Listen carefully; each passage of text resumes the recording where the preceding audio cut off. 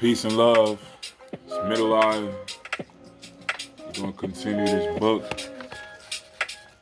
May greatness be where greatness always is and always ever was. Right here. Alright. So, I met actual family friends. It was a time back in the Bronx I'll never forget. Though I found peace in the apartment I was in. A hallway with doors. A white brick hallway with steel doors. It was literal doorways into different universes. Check this.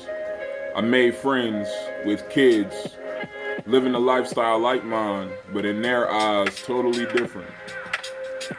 I remember them all. Some names vanished, but their presence still exists.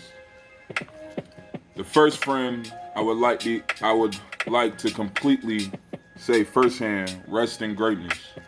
Or I shall not say anything at all because in my universe and many others, you never died, but enjoying life in greatness.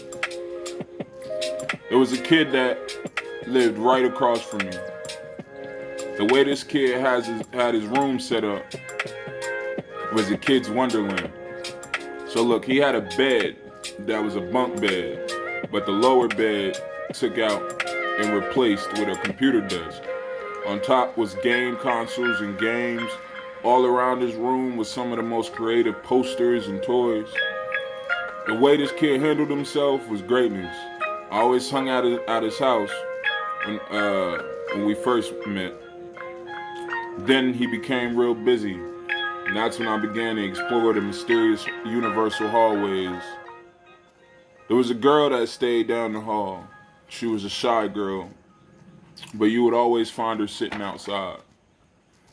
I want to stop the story here for a moment. The speed in which we develop technology is amazing, yo. Remember the sidekick? That was this day and age, alright? So, she stood outside her apartment on her sidekick phone. I approached her.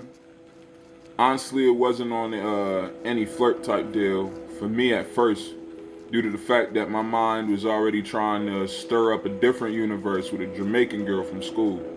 This girl's name was Tashana. I created the worst for myself out of the fear she would reject me. Yet she rejected me so many times because I wanted her to. The universe is obedient, yo. I wanted there to be greatness with somebody, but wanted it to fail between me and her, out of fear. Remember the girl from down the hall? She turned out to be that great somebody, without me even knowing. We were great friends. We always go down to the chicken spot and basically explore the hallways and the grounds outside the apartment.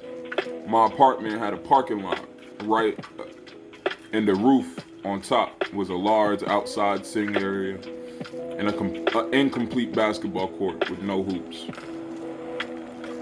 And her name was Shannon, would hang outside and chill and talk. By this time, I started to gain somewhat of a heart for Shannon. We would talk about Tashana, and she would tell me how much I deserved better. As things got greater between me and her, something unexpected happens. This is the part of the book where things get messy with me. Universes collide and emotions spill. A group of kids running out of the building. Simone and Garvey and their little sister. Yo, when I say from the first moment I saw them, it was like looking at a bright light. Garvey comes running in, doing flips. Dude was flying.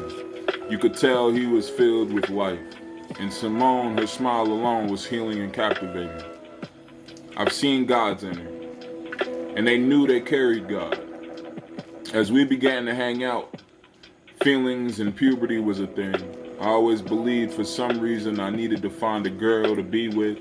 My feelings for both girls got spilled, and that was when I put in my mind that reputation is a thing. It's not. But back then, for me, it was. And I was a failure. My emotions caused me to believe that I got taken off the line to become greatness. Years later, and I'm still in contact with Simone and Garvey. They have and continue to be greatness to this day. I lost contact with Shannon, was told she was dead, and in my universe she died.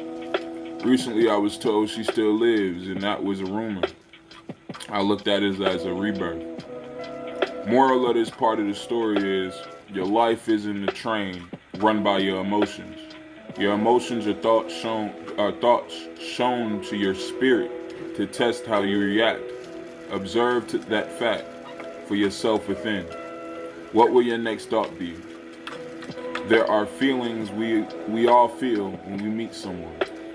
Their energy can make us feel like greatness, but always remember that it's in that moment, in the now. Past and future doesn't exist, so don't envision that moment there. You will lose it in this moment, as you want it. May greatness be. Peace and love to you all. Like I said, I hope you guys are all chasing greatness, or not chasing at all, but living in greatness. Love life, always. Peace, love, and happiness is sent out to you.